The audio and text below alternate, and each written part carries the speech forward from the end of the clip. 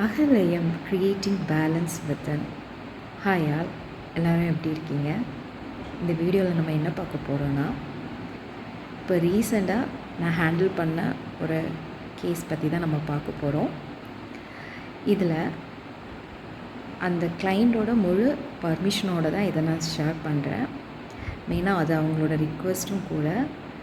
ஒரு பேரண்ட்டாக கண்டிப்பாக இதை எல்லோரும் தெரிஞ்சுக்கணும், குழந்தைங்கள ப்ராப்பராக கைட் பண்ணுறதுக்கு அப்படின்னு சொல்லிட்டு அவங்களோட முழு சம்மதத்தோடு தான் இதை நான் ஷேர் பண்ணுறேன். ஒரு 8 வயசு பையன் 2nd ஸ்டாண்டர்ட் படிக்கிறான்.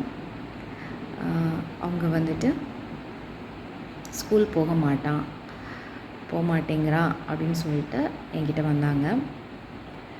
அப்போது அந்த பையன்கிட்ட கேட்டேன், என்ன ஆச்சு, எதுக்கு போக மாட்டேன்னு சொல்கிறேன்னு, என்ன ப்ராப்ளம்னு கேட்டப்போ அவன் சொன்ன விஷயம் என்னென்னா, என்னோடய ஃப்ரெண்ட்ஸ் எல்லாருமே என்னோடய காடை வந்து தப்பாக பேசுகிறாங்க, அதனால் எனக்கு அங்கே போக பிடிக்கலை.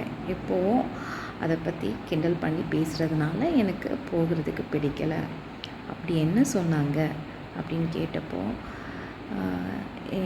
நம்மளோட காட் எல்லாமே வந்து ஃபேக், அந்த மாதிரி பேசுகிறாங்க, எனக்கு அது ரொம்ப வருத்தத்தை ஏற்படுத்துது அப்படின்னு சொல்லிட்டு சொன்னான். ஸோ அந்த பையன்கிட்ட நான் சொன்ன விஷயங்கள் தான் இன்றைக்கி உங்ககிட்ட ஷேர் பண்ண போகிறேன். அவன்கிட்ட ஃபஸ்ட்டு கேட்ட கொஸ்டின் என்னென்னா, உங்கள் வீட்டில் எத்தனை பேர்னு கேட்டேன். நானும் என்னோடய தம்பியும்னு. உங்கள் 2 பேர்த்தையும் உங்கள் அம்மா எப்படி பார்த்துக்கிடுறாங்க? உங்களை பார்க்குறதுக்கு அவங்களுக்கு கஷ்டமாக இருக்கா? எவ்வளோ தூரம் சாக்ரிஃபைஸ் பண்ணுறாங்க? உங்கள் 2 பேர்த்த மட்டும் பார்க்குறதுக்கு என்னென்ன விஷயங்கள்லாம் அவங்க செய்கிறாங்கன்னு கேட்டேன். ஒவ்வொன்றா அவன் லிஸ்ட் அவுட் பண்ணிகிட்டு இருந்தான். இது நீங்கள் 2 பேர், இந்த 2 பேர் 20 பேராக இருந்தால் உங்கள் அம்மாவால் எவ்வளோ தூரம் பார்த்துக்க முடியும்? உங்களுக்கு கஷ்டமாக இருக்குமா அப்படின்னு கேட்டேன்.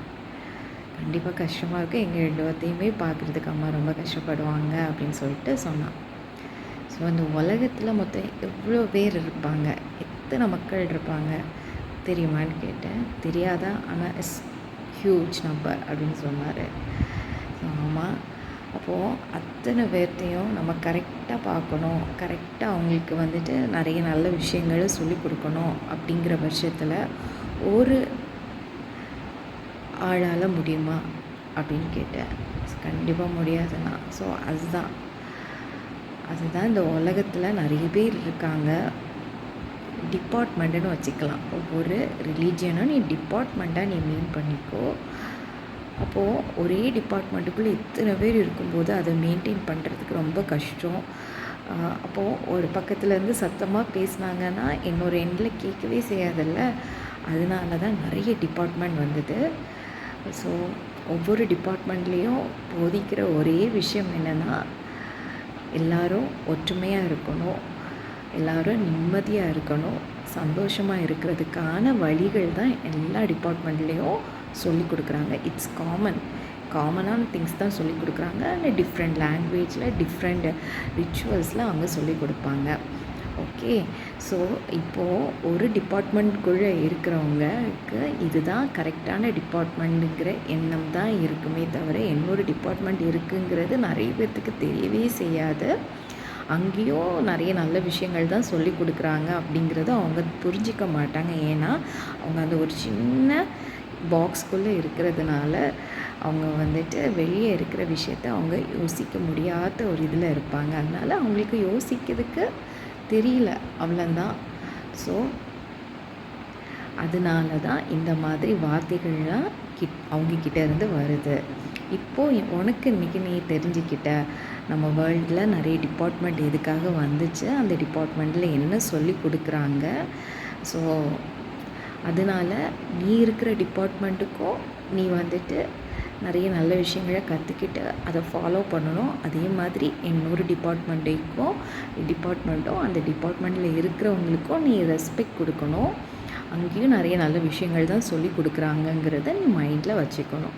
ஸோ இந்த 2 விஷயத்தை நீ மைண்டில் ஃபிக்ஸ் பண்ணிக்கிறது மூலமாக அவங்களையும் நீ வந்துட்டு ஒரு நல்ல ஒரு மனுஷனாக, நல்ல ஒரு நண்பனாக நீ உன்னால் பார்க்க முடியும். ஸோ உன்னோட பார்வை கரெக்ட் ஆகிடுச்சுன்னா அவங்களுக்கும் அது கண்டிப்பாக ஃபீல் ஆகும், அவங்களும் அதை புரிஞ்சுப்பாங்க. சரியா அப்படின்னு சொல்லிட்டு அந்த பையன்கிட்ட சொன்னேன். அவன்கிட்ட அந்த விஷயத்த நம்ம ஷேர் பண்ண அவனுக்கு அது ரியலைஸ் ஆச்சு. அழகாக ரிசீவ் பண்ணவும் செஞ்சான். சந்தோஷமாக அதுக்கப்புறமா ஸ்கூலுக்கு போகவும் ஸ்டார்ட் பண்ணிட்டாரு. ஸோ இதை கேட்டுட்டு இருந்த அவங்க அம்மா தான் சொன்னாங்க, கண்டிப்பாக இது எனக்கு நான்லாம் இந்த அளவுக்கு அந்த ஸ்பிரிச்சுவல் விஷயங்கள்லாம் என் குழந்தைகிட்ட நான் தெளிவாக பேசிக்கிட முடியாது. நீங்கள் சொன்ன விஷயம் எனக்கே பெரிய ஐ ஓப்பனிங்காக இருக்குது. கண்டிப்பாக இதை நீங்கள் ஷேர் பண்ணுங்கன்னு அவங்க ரிக்வெஸ்ட் பண்ணதுனால இதை உங்ககிட்டயும் நான் ஷேர் பண்ணிக்கிட்டேன். கண்டிப்பாக இது உங்களுக்கும் உங்களோட பேரண்டிங் இதுக்கும் கண்டிப்பாக இது யூஸ்ஃபுல்லாக இருக்கும்னு நான் முழுமையாக நம்புகிறேன்.